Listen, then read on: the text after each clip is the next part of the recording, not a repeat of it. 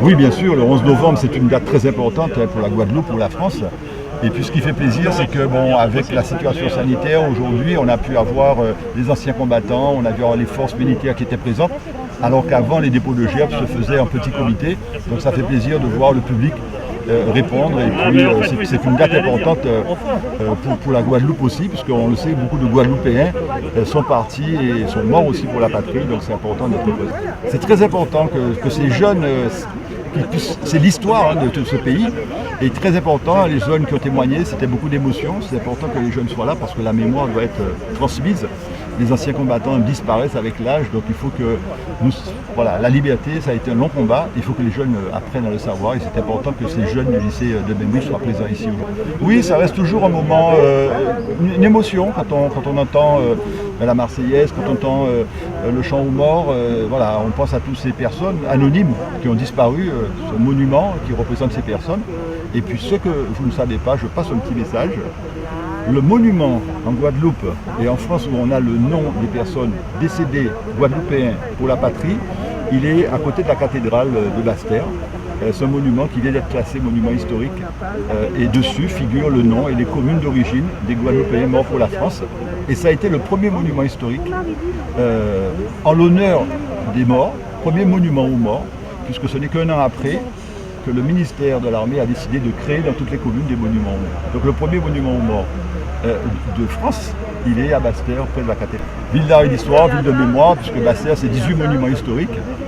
Peu de régions peuvent, sur une petite surface de 6 km², se prétendre à avoir autant de monuments historiques. Ça fait, j'ai fait le calcul, pratiquement 3 monuments historiques par mètre carré, c'est énorme.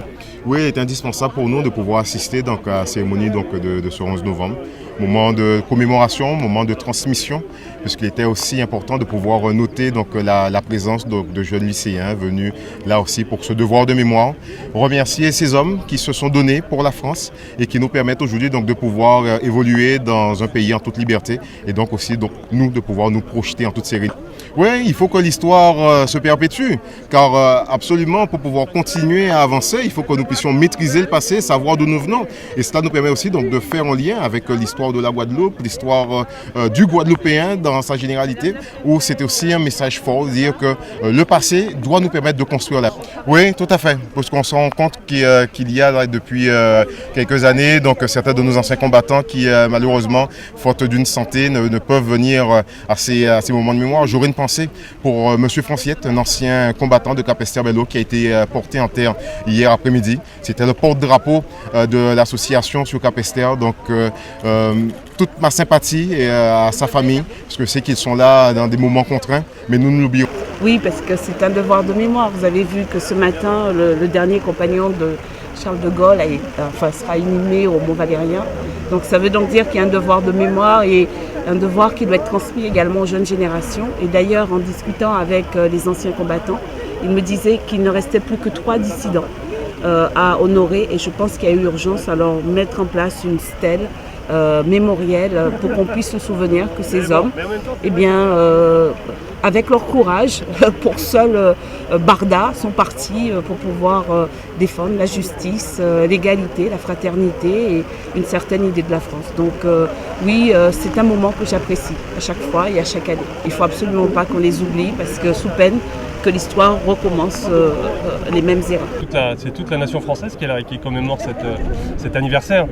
Dans le discours que j'ai lu de la ministre, elle est bien mentionné qu'on ne dit même plus l'année, c'est le 11 novembre. Maintenant tout le monde sait ce que ça représente le 11 novembre.